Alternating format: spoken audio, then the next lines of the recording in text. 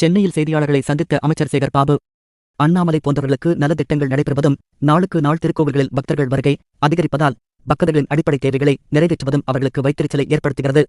ஆகவே அண்ணாமலை போன்றவர்கள் ஆன்மீகத்தை வைத்து அரசியல் செய்ய நினைத்தவர்கள். இன்றைக்கு ஆன்மீகம் வைத்து அரசியல் செய்வதற்கு இடமில்லை என்பதால் இதுபோன்று தொடர்ச்சியாக பேசிக்கொண்டு இருக்கிறார்கள். எங்களுடைய இயக்கத்தை பொறுத்தவரையில் அடிக்க உயரும் பந்து காய்ச்ச மெருகேறுகின்ற சொக்க தங்கம் இது. எனவே அவர்கள் அடித்துக்கொண்டே இருக்கட்டும். எங்களுடைய இயக்கம் இன்னும் விறுவிறுப்பாக செல்லும். நடைபெறவுள்ள 2026ஆம் ஆண்டு சட்டமன்ற தேர்தலில் அண்ணாமலை வெற்றி பெற்று சட்டமன்ற உறுப்பினராக வரட்டும், பார்க்கலாம். ஏற்கனவே சட்டமன்ற தேர்தலில் அவர் நின்றிருக்கிறார். எனவே அவரை வர சொல்லுங்க, பார்க்கலாம். தயாராக இருக்கின்றோம். களத்திற்கு அவரை வர சொல்லுங்கள். சாதாரண திமுக அடிமட்ட தொண்டனை வைத்து நாங்கள் அண்ணாமலையை தோற்கடிப்போம் எனவும் சவால் விடும் வகையில் அமைச்சர் சேகர் பாபு பேசிவிட்டு சென்றார். தமிழக பாஜக தலைவராக இருக்கும் அண்ணாமலை கடந்த சட்டமன்ற தேர்தலில் அரவக்குறிச்சி தொகுதியில் போட்டியிட்டார்.